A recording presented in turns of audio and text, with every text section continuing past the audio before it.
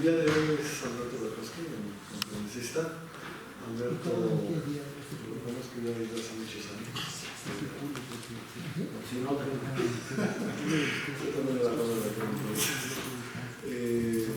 Venía mucho al instituto en los 80s y había un seminario de sistemas dinámicos muy fructífero, creo. Santiago de ahí sacó varios de sus proyectos de trabajo. PPCA.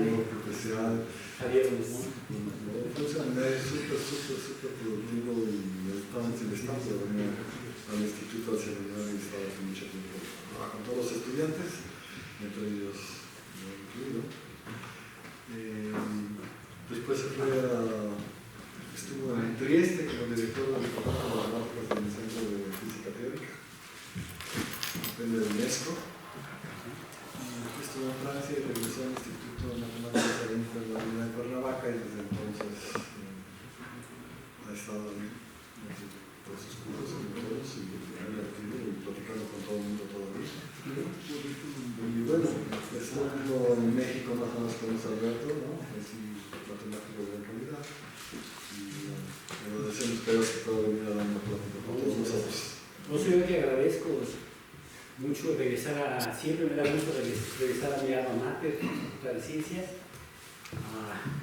donde estudié cuando era todavía en la vieja torre de ciencias, que nunca debíamos haber perdido, el viejo Fuente de Prometeo, ¿se acuerdan? En el jardín, un lugar bellísimo donde se veía el lugar más transparente del aire, se veía Popocatépetl, Iztaccíhuatl desde el sexto y séptimo piso, donde se tomaba té los martes a las 5 de la tarde, comer estos grandes recuerdos de ahora en Cuernavaca. Y les voy a hablar de una experiencia personal sobre la hipótesis de Riemann, su relación con el grupo modular y medidas discretas. Entonces vamos a empezar. Los números primos son el análogo en matemáticas de las partículas elementales, los quarks, porque el teorema fundamental de la aritmética dice que todo natural se descompone como producto de un número finito de primos, salvo el orden en el que se multiplican, y esa descompresión es única. Y la teoría de números tal vez fue, junto con la geometría elemental, son las primeras cosas que tiene el hombre, que aprende el hombre, y la aritmética es el estudio de las propiedades de los números enteros, particularmente los números naturales. Y Carl Friedrich Gauss, que nació en Braunschweig, creo, en 1777 y murió en 1855, se debe una frase célebre que dice: la matemática es la reina de las ciencias y la aritmética es la reina de las matemáticas. Entonces eso nos da mucho gusto a los matemáticos citarlo, ¿no? Y aquí está Gauss. Y desde hecho, desde la época de los griegos, el que demuestra una noción que todos hemos aprendido, de que circa 300 años antes de Cristo, demuestra que los números primos hay un número infinito de ellos, y su demostración es paradigma de las demostraciones por reducción del absurdo. Es yo creo la primera cosa que aprende uno, ¿no? Suponte que no, y llegas a una contradicción. Son las cosas que más le fascina a uno cuando uno es estudiante joven, ¿no? Por lo menos a mí me pasó, estoy seguro que la mayoría de los jóvenes que están aquí. Esta fotografía creo que está tomada de una pintura de Rafael en la Vaticano. Bueno, y en realidad los números primos, cuando los vemos, aquí los veo en un rectángulo, parecen distinguidos de forma aleatoria, ¿no? 2, 3, 5, 7, 9, 11, 13, 9 no, lo que estaban viendo ahora estaban dormidos, ¿no? 11, 13, 17, 18. Ven un poco aquí, y yo los quiero invitar, como el título de la conferencia es voz de Riemann, medidas discretas, los invito a imaginarse la siguiente situación. Imagínense una recta, la recta real, y pongan a igual distancia los enteros, y la recta positiva, 1, 2, 3, equidistantes, y luego pinten de su color favorito, piensen en un balín en cada primo. Y entonces van a ver que esa distribución es bastante aleatoria. da la impresión de ser aleatorio, pero hay una conferencia, de hecho, que recomiendo mucho de Terry Tao, que es una conferencia, que se llamaba sobre aleatoriedad de los números primos, cuenta en YouTube, y es altamente recomendable, porque lo son, pero no lo son, no tanto. Y eso está controlado por la función Z de Riemann, que vamos a ver a continuación.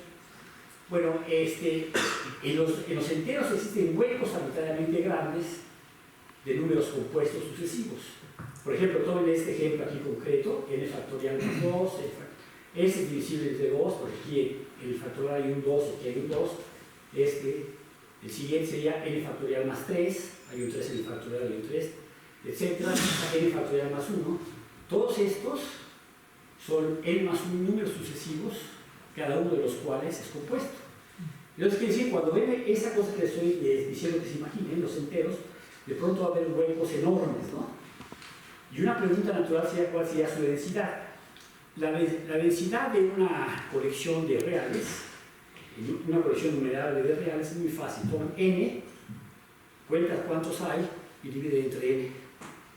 Si esto tiende a 0, me dice que la densidad 0, si eso tiende a 1, tiene densidad 1, ¿no? O a lo mejor pondera la recta. Los invito también a que piensen en una escala logarítmica de la recta, o cualquier escala, una medida cualquiera. En cierto sentido pueden pensar que en cada punto pone una delta de Dirac, o sea, un baloncito. Y la idea es ver qué pasa cuando estos puntos equidistantes se aglutinan y esta medida discreta converge a una medida continua. No es sorprendente porque así calculamos, de hecho, la integral de Riemann, ¿no es cierto? O sea, calculamos el valor en un punto de medio de una partición y tomamos un límite. Bueno, aquí tienen, por el otro lado, si toman el gran problema que todo el mundo quiere resolver, todo joven quiere resolver, la infinidad de número infinito de primos gemelos. Primos gemelos son aquellos que difieren de 2, como 3, 5, 5, 7, 11, 3, etc. Y como ustedes muy bien saben, es un problema abierto aún si hay un número infinito de ellos, aunque se ha logrado recientemente encontrar la cota máxima de 5, justamente en este proyecto de Tao, que es un proyecto muy noble, se llama Polymath. O sea, no quiero ni teorema para mí, ni teorema colectivo. Está un poco difícil porque con las medidas bibliométricas con las que nos miden, ¿no? O sea, los puntitos, en particular los postdocs, etcétera, pues se tiene uno que volver un poco egoísta, porque ahora mi beca y mi postdoc, y entonces se vuelve un poco complicado. Es fácil decir, seamos generosos, y si los exhorta que lo sean, pero entendería que no lo fueran. Entonces, aquí ven un intento de una lista de los primeros gemelos, ¿no? Bueno, de hecho, claramente Euclides demuestra 300 años antes de Cristo que los números primos hay un número infinito de ellos, pero detectar uno grande no es completamente trivial. Y de hecho, los números que son de la forma 2 a la n menos 1, donde n es primo, es una condición necesaria, de hecho, si no se factoriza, se llaman números primos de Mersenne, y resulta que hay todo un equipo que se llama GIMS, no me acuerdo qué quiere decir, pero quiere decir números de Mersenne primos, ¿no? Se ha incluido el nombre. Y fíjense que hace relativamente poco, el 7 de enero de este año, se encontró un número primo de Mersenne, o sea, de esta forma, este es primo, 2 a un primo grande, menos 1, y tiene 8.618 dígitos, un número enorme primo, ¿no? Uno anterior tiene un poco menos, pero... Y estos números primos que parece un deporte matemático, como muchos que hacemos, tienen aplicaciones bastante profundas a la criptografía. Por ejemplo, cuando firman sus actas de calificación. Tal vez si quisieran cambiarla, les tiramos a una computadora cuántica, ¿no?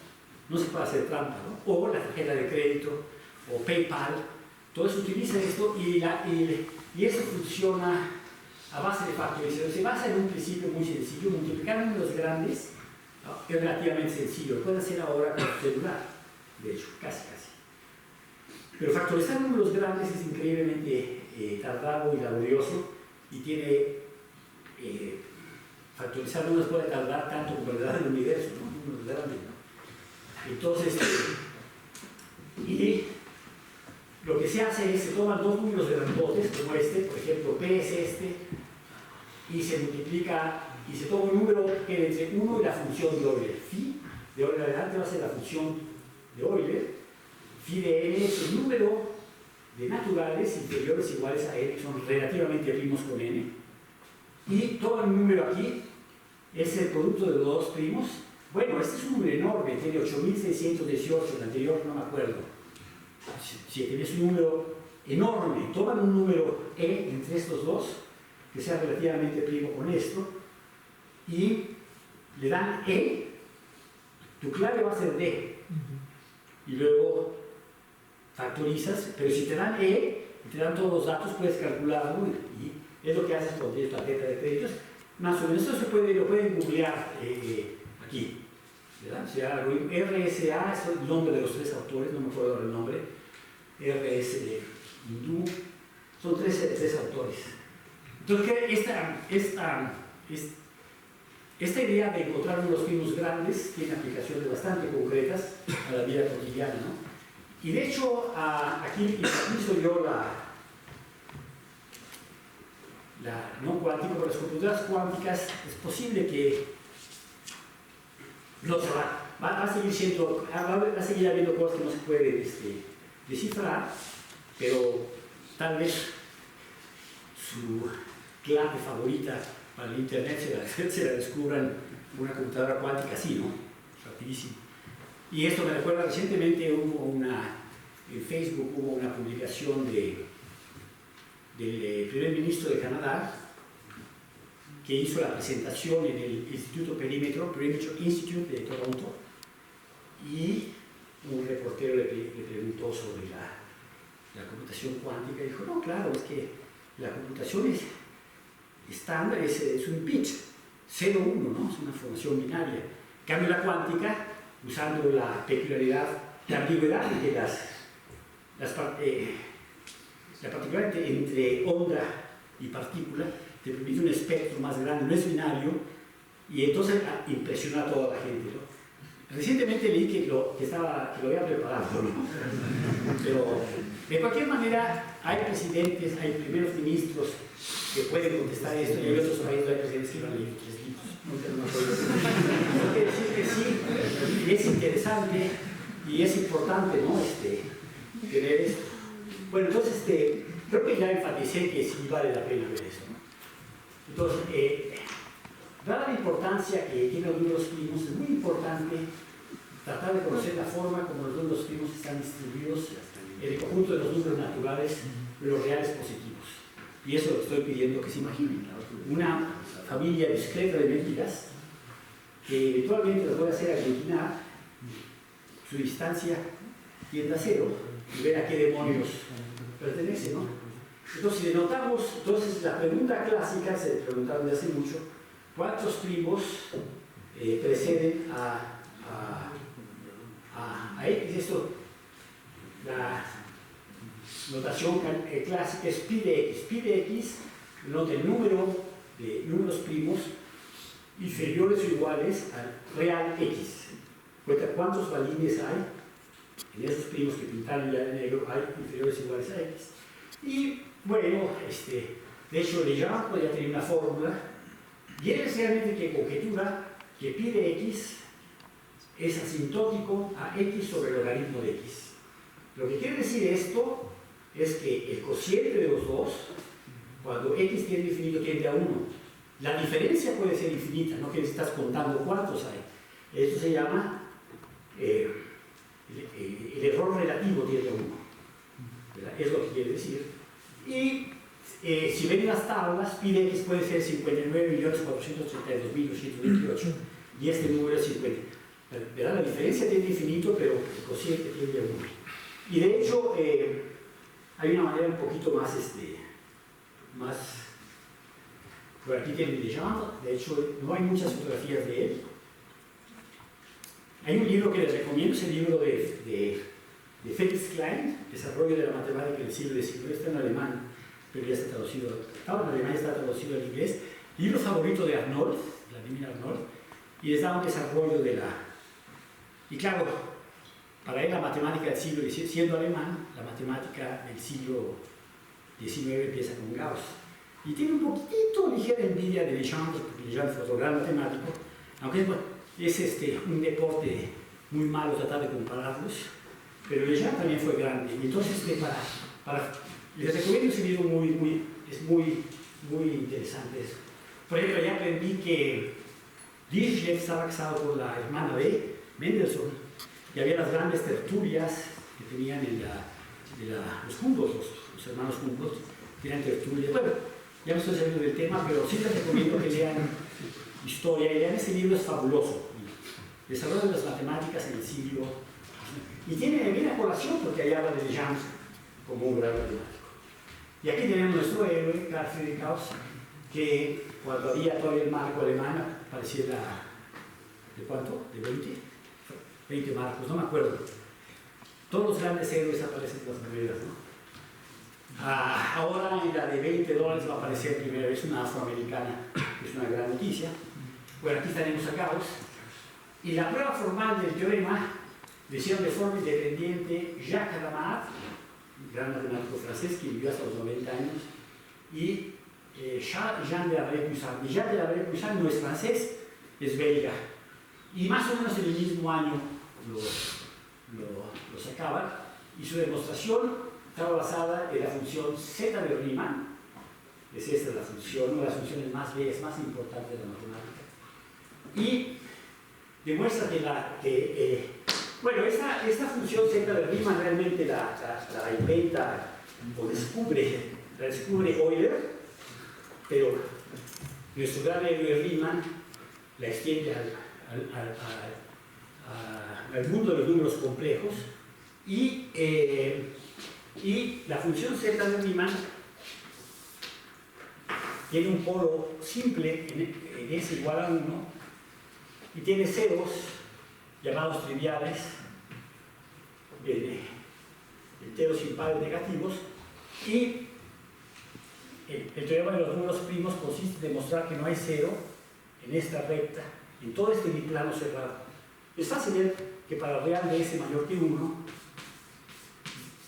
no hay ceros, y si en esta recta no hay ceros, eso es el teorema de los números primos. Y de hecho, si ustedes encontraran cualquier regioncita, bueno, uso el diminutivo en mexicano, ¿no? En cualquier región, por ejemplo, así. Oye, sí, bueno, puede ser así. Cualquier cosita así que ganen, el error entre pi de x y la integral logarítmica es mejor. Pues esta fórmula deviene mejor, ¿no? De hecho, se conviene y encuentra que hay una curva asintótica. Entonces, bueno, en lugar de usar x entre logaritmo de x, es mejor usar la integral, esta integral, se llama logarithmic integral de 2.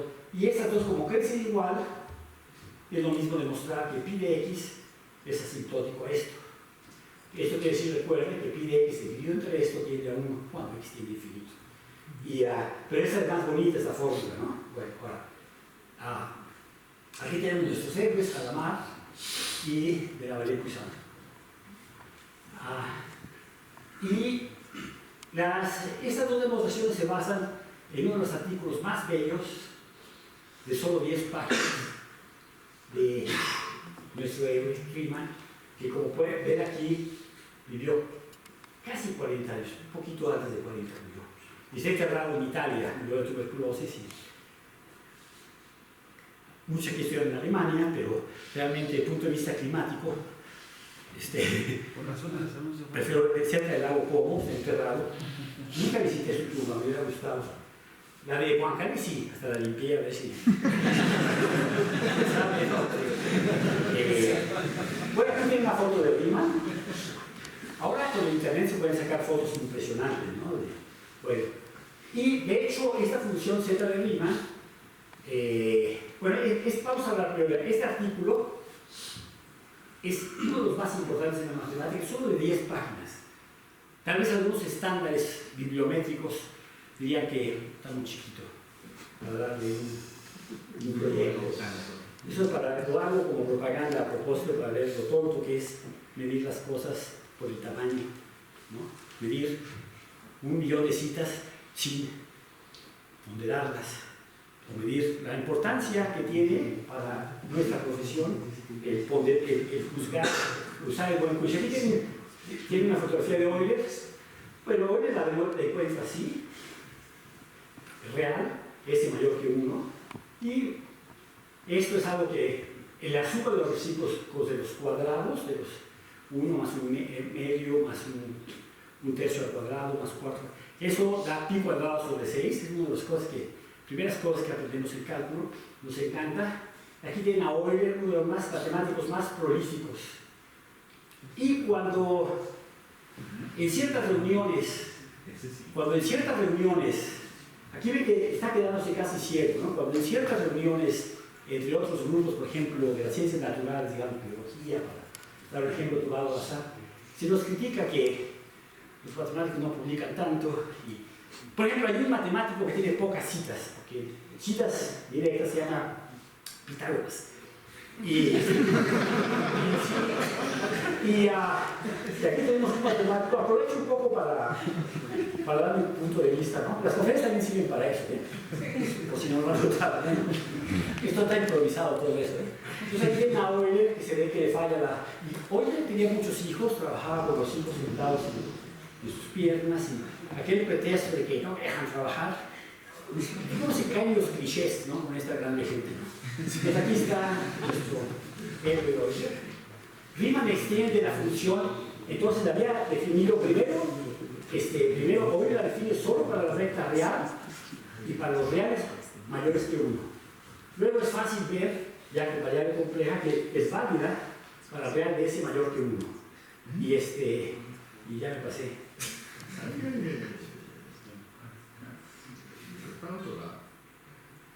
Ya les dije, se puede hacer secreto, pero aquí está.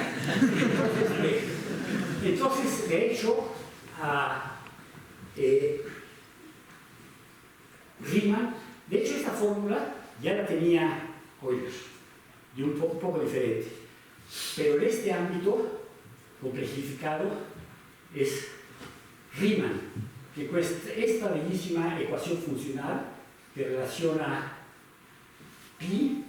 Bueno, esto es esto es e al logaritmo de pi, el logaritmo usual de pi, y tiene esta fórmula maravillosa que nos dice una relación entre la función z en s y 1 menos s. Esto lo pueden ver que esta función, constituida por estos tres productos, esta función es invariante bajo z, va a 1 menos z. Y la función z va a 1 menos z, es fácil ver que es una rotación de 180 grados en el plano complejo en torno a 1. Entonces deja esta recta invariante, manda esto en esto, y claro,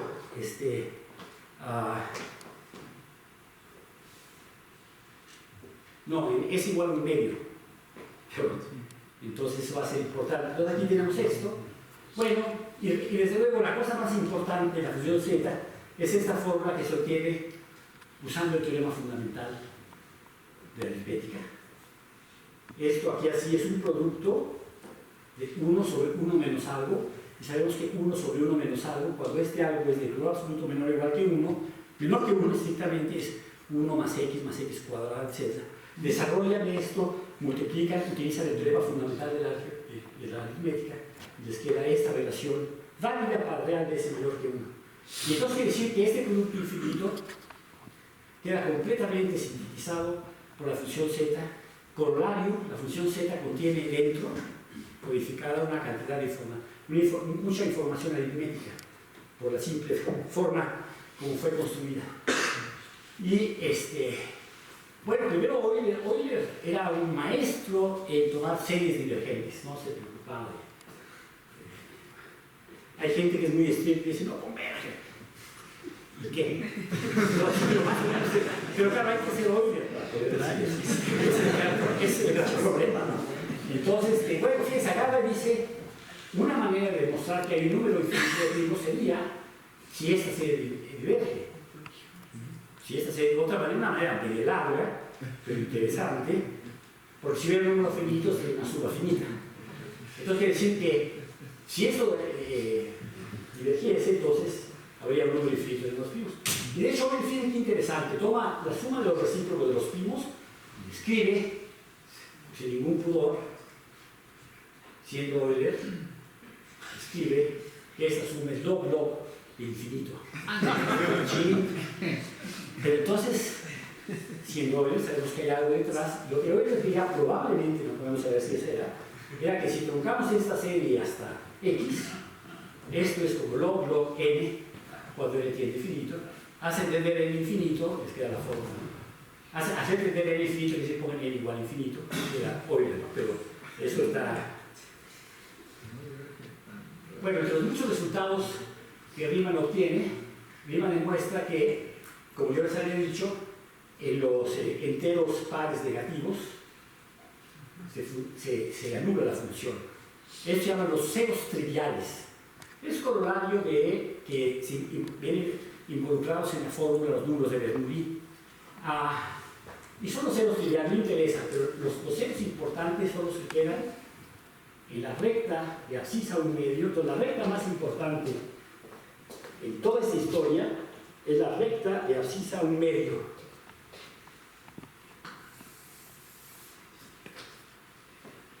A ver, voy a ver una cosa. S menos 1 igual a...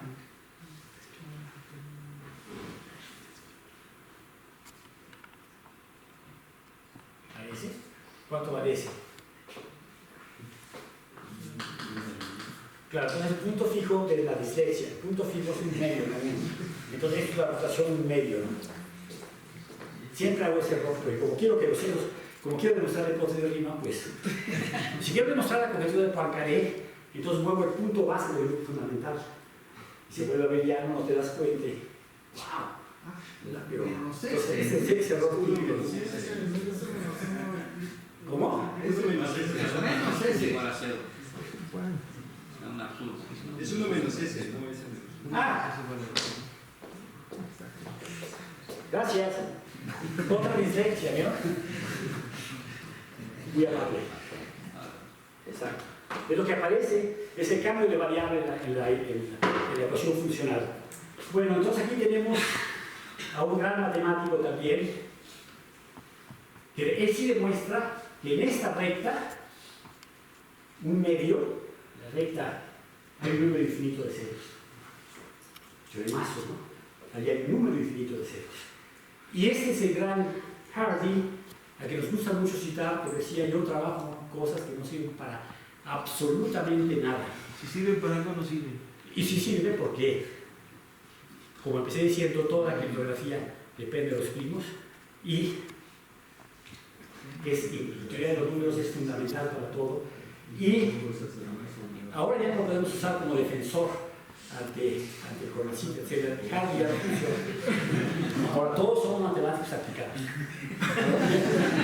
Y lo que hacemos es fundamental para el desarrollo del país. Era un tipo muy interesante, que fue el que trajo a... Bueno, conocemos tanto porque trajo uno de nuestros héroes románticos, otro aparte de Calois, que es la renuncia, ¿no? Entonces, increíble, aquí lo tenemos. Y aquí está la frase en el artículo de 10 páginas de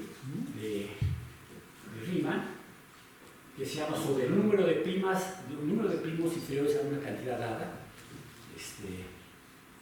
Aquí tenemos. Y aquí tenemos a Carlos Pérez que los puede traducir, pero esencialmente la palabra clave de todo esto es esto. Que lo googlea, que dice que más o menos hay. Lo que dice esencialmente, dice, ¿saben qué? Hice mis experimentos y yo veo que prácticamente todos los ceros, no hay ceros que tengan parte real mayor que 1 medio, y de hecho todos tienen parte real 1 medio. Y entra en la clave de todo eso. Y luego dice allí, un poco mejor, dice que lo estuvo pensando, no le dio tiempo realmente no tuvo tiempo porque le ocupan otras cosas. Y entonces Es lo que esencialmente dice esa cosa. Y si la hipótesis de Riemann fuera cierta, entonces el error relativo no el cociente, sino la diferencia, es como O de x a la 1 medio más epsilon, cuando x tiene infinito. La hipótesis de Riemann es que es O de x. Un poquito mejor. Se encuentra en una región así como esta asintótica, el trabajo de Bombieri, me daría fin un poco, lo hice también por otras cosas, pero esta. Entonces, el teorema de los números primos les da una mejor idea, una mejor distribución, ¿no? Bueno, hasta este momento nadie ha podido demostrar o refutar la hipótesis de Riemann. Y este problema, como bien saben, es considerado como uno de los más importantes dentro de la matemática, y muchos de los mejores matemáticos han trabajado en este problema. Hay anécdotas increíbles, ¿no? Si la hipótesis de Riemann es cierta, hay cientos, literalmente cientos, para no decir miles de artículos que serían mejores si la hipótesis de Riemann es cierta, ¿verdad? Así como había en la época de la conjetura de Poincaré también, muchos resultados de topología se mejorarían si la conjetura de Poincaré hubiera sido cierta, pero gracias a Dios fue cierta. Y entonces aquí tienen, y hay, de hecho, si tú conoces a Sayé, don Sayé, bueno, Sayé, tuve un poco de cartas con él, intercambio muy bueno, pero decía que en mi época, cuando escribí lo que les voy a platicar, el número de ceros conocido era 1.500 millones. Decía que era un número enorme. Yo en mis adentros dije, bueno, es lo que se robó X, gobernador del estado Y, entonces número grande, número chico, pero tiene razón, ¿no? O sea, en realidad tiene razón, pero en la terquedad no es alto. En realidad ahora se verifica la hipótesis de Riemann hasta esto, 10 a la 13. Lo que quiere decir esto, que toman un rectángulo de altura 10 a la 13, los únicos ceros están aquí, no están afuera, ¿no? Pero ¿qué pasa, por ejemplo, si hay un cerito, si hay ceros arbitrariamente cerca de la recta 1 medio, de la recta 1, pero que son de la forma 2 a la 2 a la 2 a la 64 a la 64, pues lo pueden detectar o no, pues no se sabe, ¿no? Pero hay muchas relaciones. Una que es muy bonita es la relación que hay entre las sucesiones de Faraday y el grupo modular y los holociclos. Bueno, las sucesiones de Faraday no son sucesiones, son colecciones finitas, y son simplemente lo siguiente, todos lo conocen, pero lo repito, toman los racionales entre 0 y 1 y los ordenan según su denominador, que es, ¿verdad? Aquellos que denominador es menor o igual que n. Y entonces aquí ven todos los denominadores es menor o igual que 1, 2, 3, etc. Y claramente el número de estos es la sumatoria de la función de Euler, ¿verdad? Entonces, esto va creciendo y una manera geométrica de verla son los famosos círculos de Ford. Círculos de Ford, los pueden googlear, se obtiene así, toman el plano hiperbólico, o sea, los números complejos cuya parte real es positiva, cuya parte imaginaria es positiva, y toman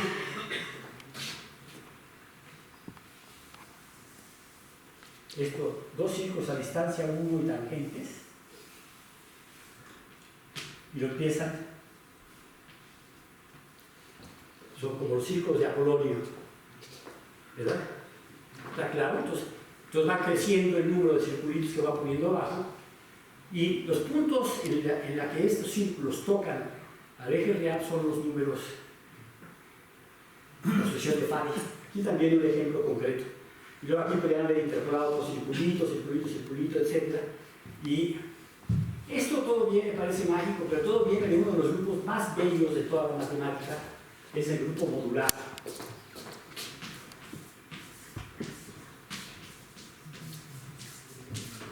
Es el grupo de transformaciones de Möbius que empezaron en el plano superior, que son de la forma z igual a az más d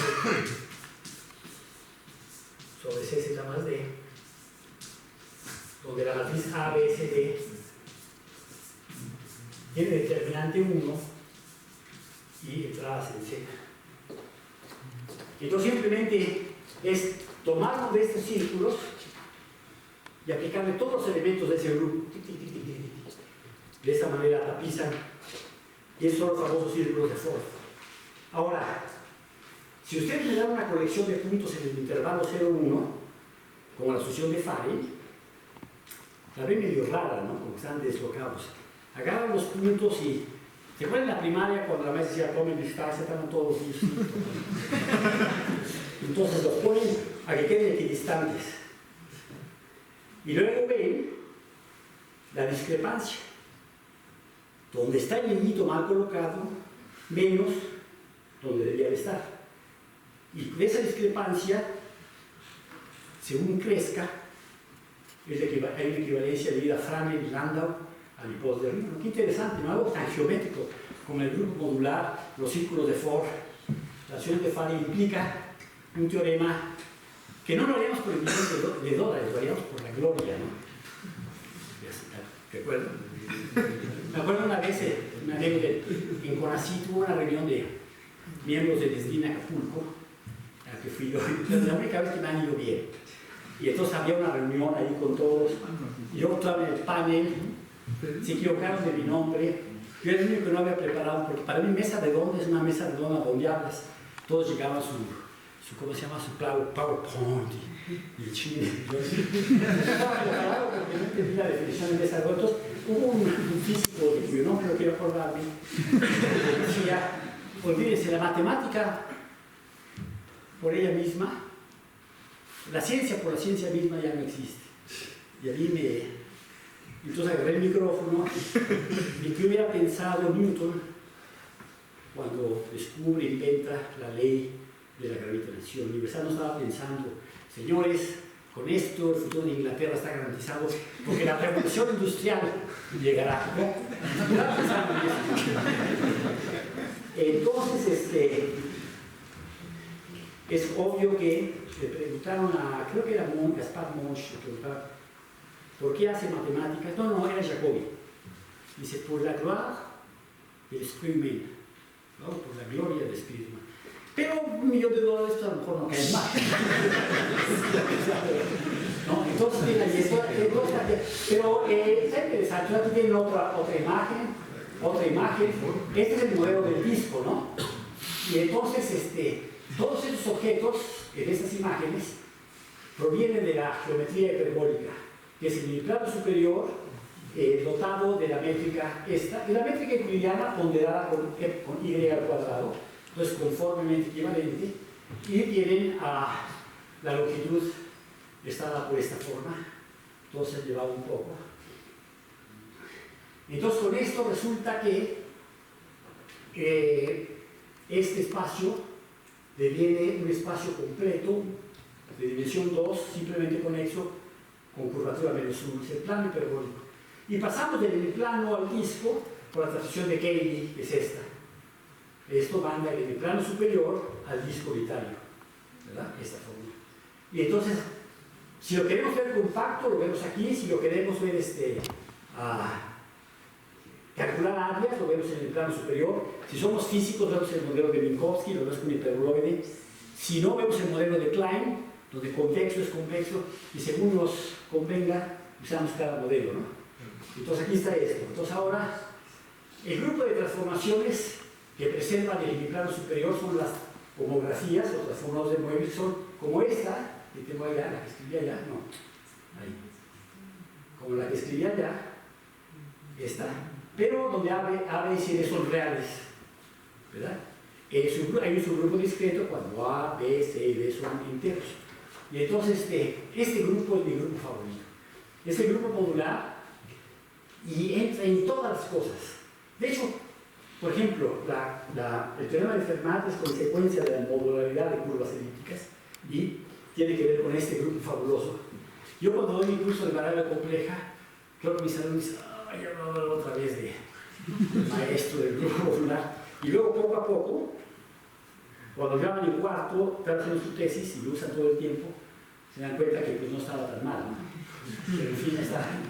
Bueno, el grupo modular actúa, aquel grupo donde A, B, C y D son enteros, actúa de forma discreta, totalmente discontinua, con puntos fijos, no importa, en el plano.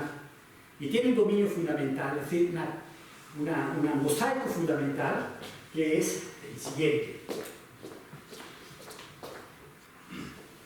Entonces el grupo actúa por isometrías hiperbólicas y trazan un círculo de radio 1, aquí también es un medio, las dos rectas verticales, y este triángulo, un triángulo ideal, tiene un punto al infinito, aquí forma 60 grados, 60, 60, 0. Este triángulo cerrado tiene la propiedad que si aplican todos aquellos elementos, les empapela, les da una teselación, una celosía del plano hiperbólico. Y entonces es sumamente interesante, ¿no? Este grupo está generado por dos transformaciones. Z va a 1 menos 1 sobre Z, que es una rotación de 180 grados en torno al punto I. Y otra, que es una rotación de 120 grados en torno a ese punto, que es una raíz primitiva cúbica de la unidad. Entonces hay dos elementos, uno de orden 2 y uno de orden 3. Y es la única relación que satisface. El grupo modular, como grupo abstracto, es el producto libre de un grupo de orden 2 o uno de orden 3. Pero lo importante para mí es que esto empapela. ¿Sí? Ahora, si tomamos el cociente de la rotación, bueno, esa rotación pega este lado con este lado. Y también la traslación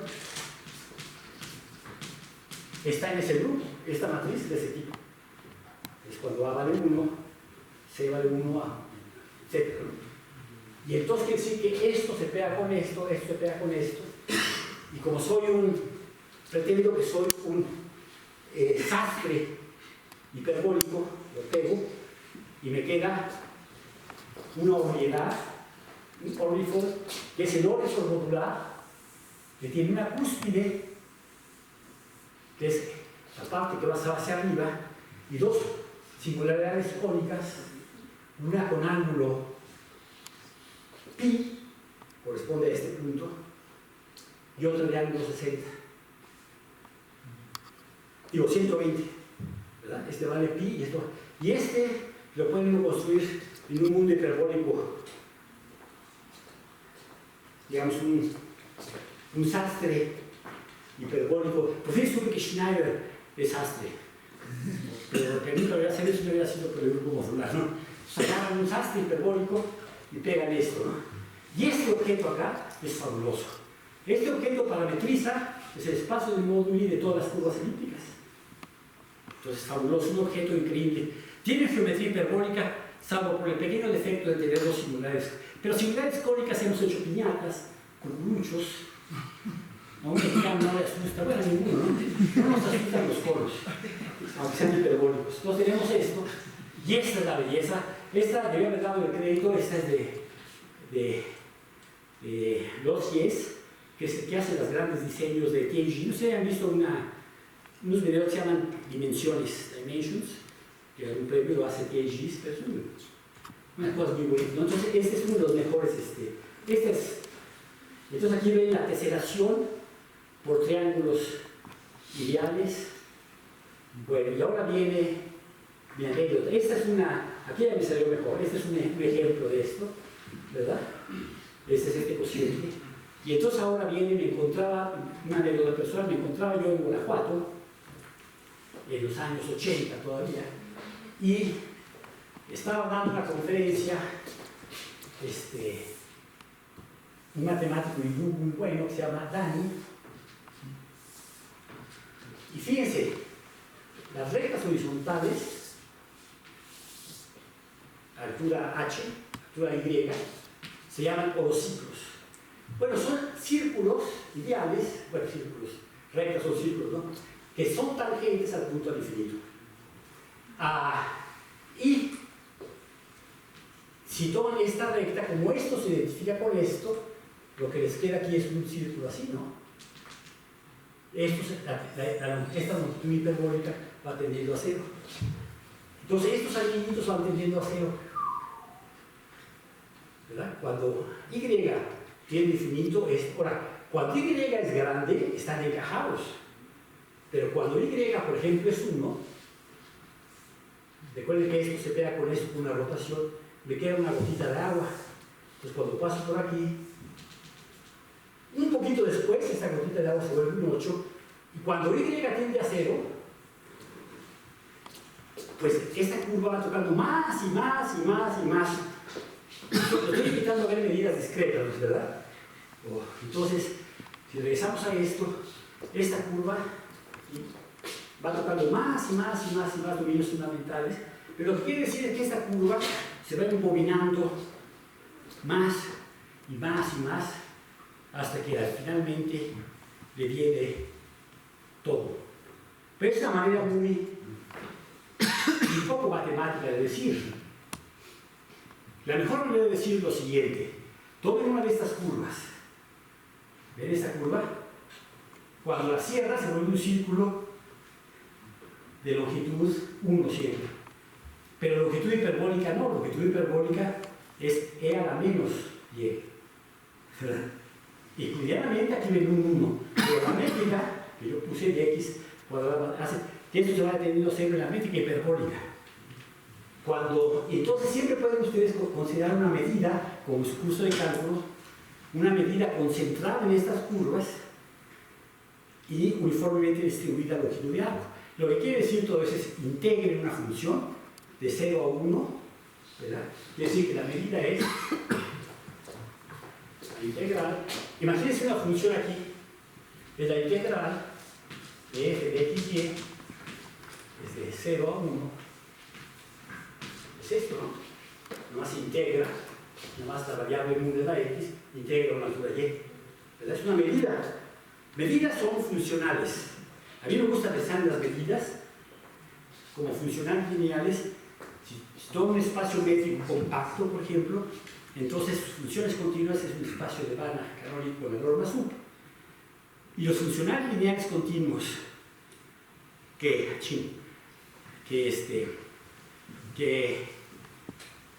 asignan 1 a la función 1 y que son positivas en funciones positivas son exactamente las medidas.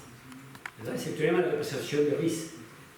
Entonces, dentro de esas medidas se puede demostrar, se forman un convexo compacto, se puede demostrar que las medidas, los puntos extremos de esto son las medidas de Dirac. Bueno, las medidas son muy fáciles, son las que asocian a una función el valor de la función allí. A la función 1 le toca 1, es una supermedida, ¿no?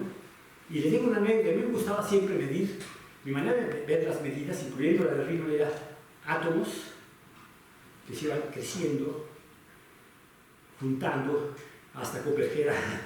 Y me daba muchísima vergüenza decir que era mi manera de entender integral, porque, o sea, junto con González Acuña, bueno, Santiago, no soy de la generación de Santiago, yo estudié ingeniería también, Guillermo Torres, y cuando estudiamos ingeniería sabemos integrar, aunque no sabemos lo que es integrar.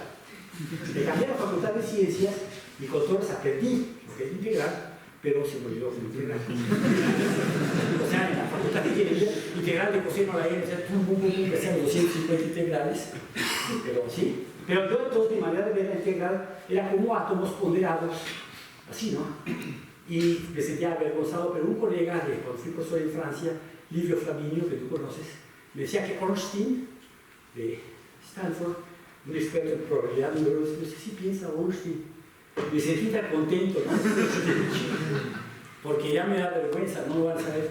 Pero entonces va a tratar de esto, cómo reunir Entonces, bueno, estaba yo en Guanajuato, regreso a la historia. Entonces, consideraba estas medidas así, y yo decía, esta medida, estos círculos se vuelven tensos y convergen y se rellenan todo virtualmente cuando Y tiende a 0. ¿Verdad? Se van dominando. La mejor manera de decirlo es esto: las medidas mu y, ahí tengo la medida mu y, convergen a la medida de Lebesgue cuando y tiende a 0. Entonces, es decir, para toda función con soporte compacto, mu y, ¿qué quiere decir esto? Mu y de f es igual a 3 entre pi cuadrada, la medida del EDEC de f, más un error, que es y a la 1 medio, o chica y 1 medio. Cuando y tiende a 0, a ver, el 3 entre pi, ¿de dónde entra el 3 entre pi? 1 entre pi cuadrado entre pi. Es porque tengo que normalizar por el área. Por gas por E, el área de este triángulo, dominio fundamental, es pi entre 3. Entonces, esta medida converge, y esta medida es la integral de f de x, y de x de y, dividido entre y cuadrada, la integral que todos saben, ¿verdad? Converge a eso. Y es una manera precisa de decir que una familia de no son discretas, pero están concentradas en un círculo. Y entonces ya allí, en esta conferencia en Guanajuato, todavía el CIMAC no existía, se daba en la Facultad de Filosofía, junto a la Valenciana. Se encontraron un matemático que admiro mucho, quiere mucho a México y que conoce, fue de la generación de Santiago en Princeton, que es Dennis Sutherland, matemático, digo, no necesito hablar de ese extraordinario matemático, y le interrumpe a y dice, oh, that's what implies the Riemann hypothesis. Si en lugar de un medio tuviera 3/4 menos épsilon, porque mientras más alta sea la potencia de y, como y tiende a 0, la aproximación es menor. Dice, esta hipótesis de Riemann, ya se me olvidó, pero me quedó un huesito. Y esto de aquí tiene que ver con sistemas dinámicos, tiene que ver con sistemas de Anosov, con sistemas hiperbólicos, y poco a poco me involucré en el problema. Y leí un artículo de Saguier, esto depende del artículo de Saguier, lo leí.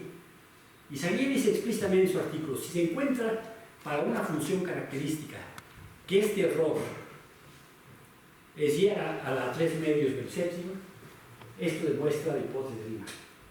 Lo trabajé y encontré que no. Que había para una función característica fallaba. Chin. Y entonces telefoné a Dennis, hey Dennis, creo que demostré la hipótesis de Riemann. Silencio.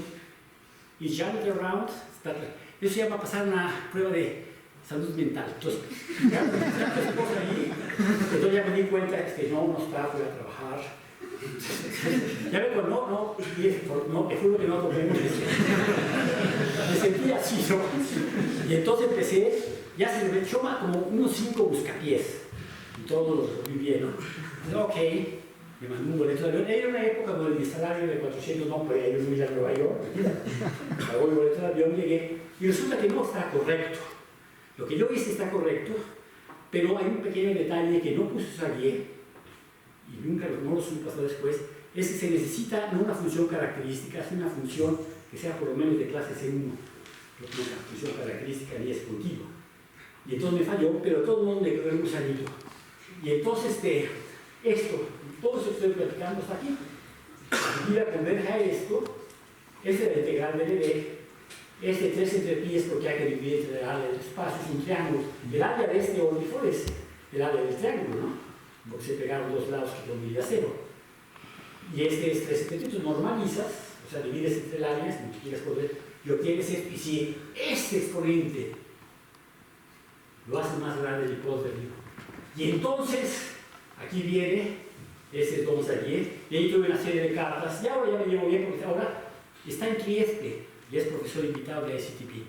Entonces adora Italia, aunque la adoro yo, y entonces ya compró su casa, entonces ya un poco platico. Yo me hice más amigo de él porque soy amigo de Matilde Marconi, que la quiere mucho también. Tú la conoces a Matilde también, ¿no? Bueno, entonces, pero ahí está. Entonces, aquí está el problema. La función es continua y el teorema no se aplica. Bueno, y todo esto viene por la siguiente. Después demostré que realmente no se necesitaba todo esto de los ciclos, nada de eso. Simplemente la cuestión de contar masas. Bueno, cuando yo los invité a imaginarse átomos en la recta, ya casi acabo, es que eso he pensado como si fuera un casicristal. Yo así lo pensaba, un casicristal, pero no sabía lo que era un casicristal, pero lo pensaba como átomos. Entonces hay un resultado de 2009, no, más bien una observación. Feynman Dyson es un físico extraordinario. Creo que no sacó su doctorado. pero no lo necesita. Y él dice que el post de Riemann es equivalente a que los senos de la función son un cuasicristal. Eso quiere decir más o menos que si toman su transformada de Fourier, es discreta y es casi periódica. Es como, digamos, como la teselación de péndulos. No es periódica, es casi periódica. No es un cristal, es un casi cristal. Y aquí tiene una sacada de internet de eso. Entonces, fíjense cómo le hice. Todo aquello de modular y todo eso, de pronto lo cambié. Como me falló la demostración, pero no tuve error. Lo que hago es correcto, pero no demuestra que el post de Riemann es falso. Entonces todo lo cambié usando geometría elemental, hacer lo siguiente. Toma la recta real, positiva, y a cada distancia y, equidistantes todos, entonces tiene los puntos de la forma LY. Y pongo un delta de Dirac allí. Una masita, un balín, yo lo pienso como un balín. Pongo sumatoria, la suma de delta LY. Si considero esta medida, fíjense qué interesante, vean esto. Esta es una medida o una distribución. Para una función C infinito con soporte compacto en el eje positivo, esto quiere decir, evalúese la función en los múltiplos de Y y pondérese por 1. Esto se llama suma de Riemann. Estoy calculando F1, F2, F3, F4, F5. Y la distancia de la partición es Y. Entonces, si esto lo aplico a una F, la suma de Riemann converge, ¿sí? Pero ahora lo que yo hago es, en lugar de tomar esta medida discreta, la pondero con la función de Euler. O sea, va a ser la medida siguiente, la distribución siguiente.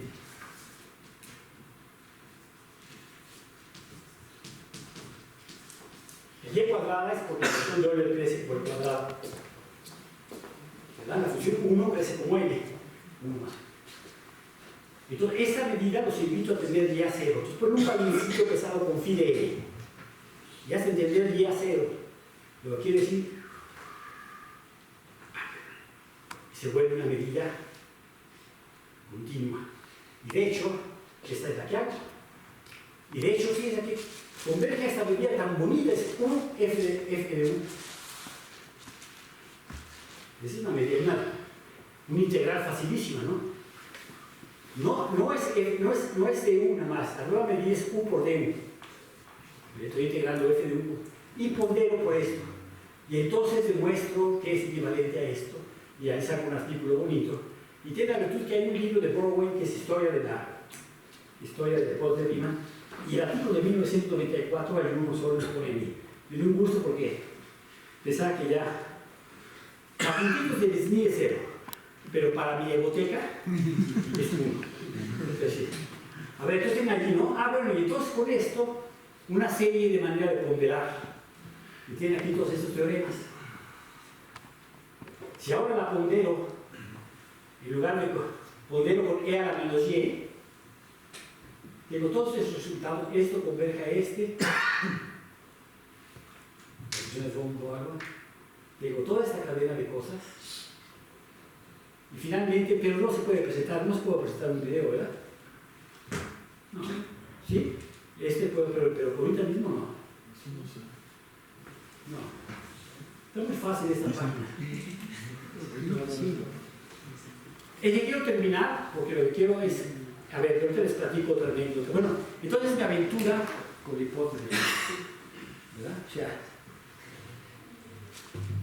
realmente sí tuve algo que ver, poquito, y nunca se me olvida, no la voy a hacer, no, a ver, la persona que me vio a Trieste, por otra gente es Genius, me dijo, se puede atacar, les aconsejo a los jóvenes, se puede atacar todo gran problema con 3 condiciones. 1, si no te sale, no te suicides. 2, si ya te diste cuenta que todo está mal, tómalo con sentido del humor. ¿Cómo creí que iba a demostrar el poder de Riemann?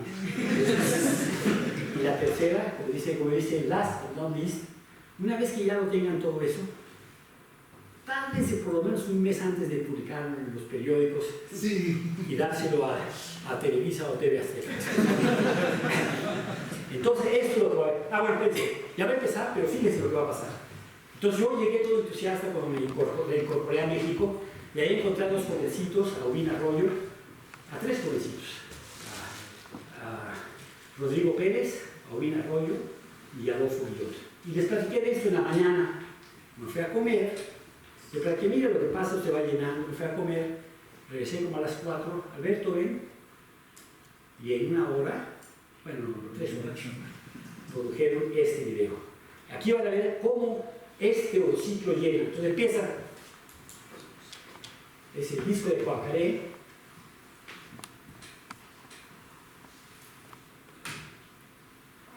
Debería tener música, pero ¿qué me descifro ahorita?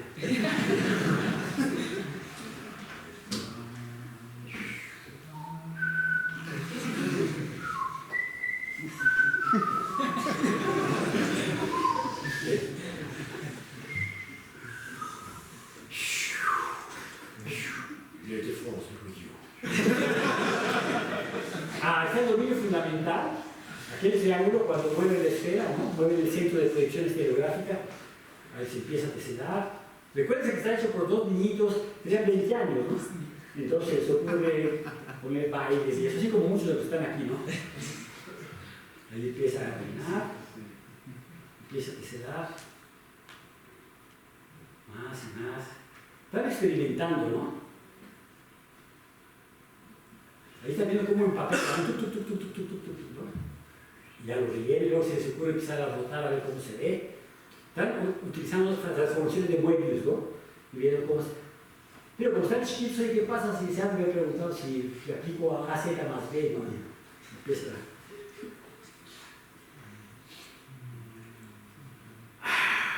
Aquí está nuestro amigo. Aquí siguen jugando, ¿no? ¿Qué pasa con los lagos? Empieza aquí.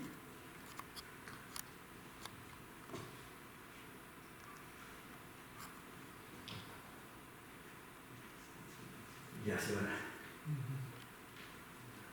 La autosimilaridad de la estructura, la fractalidad, la autosimilaridad. A todas las escalas se ve igual. Y luego aquí de pronto el orociclo, ¿vieron?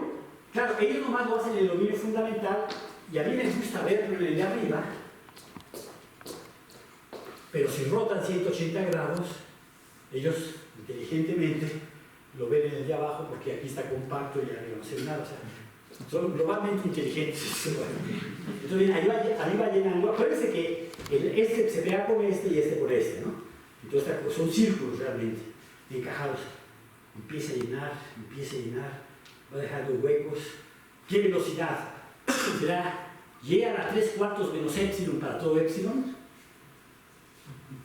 Y tal vez con la computadora llegas a la conclusión y vas a cobrar tu $1.000.000 y lo donas a la biblioteca del instituto.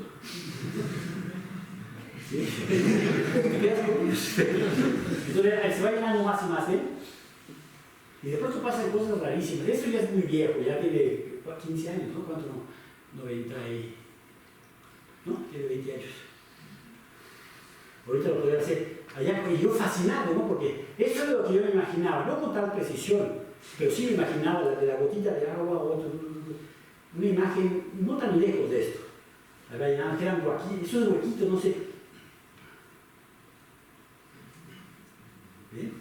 Pero a ver, todo el de mi plano superior, bueno, todo el grupo PSD2R, grupo de transformaciones de Moebius, entradas ABCD reales, y divido entre PSD2Z. Y uno se da cuenta que al tomar un cociente, este objeto de volumen finito no es compacto, pues, codifica una cantidad extraordinaria de aritmética. Y es lo que está pasando. Porque si tú me dices en una matriz A, B, C, D con determinante 1, me están diciendo A, D menos B, C es 1, y por lo tanto tú me estás diciendo que A y D son relativamente primos, y C, D. Entonces, este objeto geométrico Y finalmente acá, bueno, ya con eso acabo, entonces sí se llenó. Y muchas gracias por su atención.